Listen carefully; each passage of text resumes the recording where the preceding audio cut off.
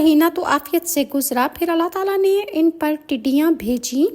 وہ ٹڈیاں کھیتیاں، پھل، درختوں کے پتے، مکان کے دروازے، چھتیں، تختے، سامان سب کچھ کھا گئیں اور قبطیوں کے گھروں میں بھر گئیں۔ لیکن بنی اسرائیل جو ان کے گھروں کے ساتھ تھے، ان پر اس قسم کی کوئی آفت نہ آئی، نہ انہیں اس سے کوئی نقصان پہنچا۔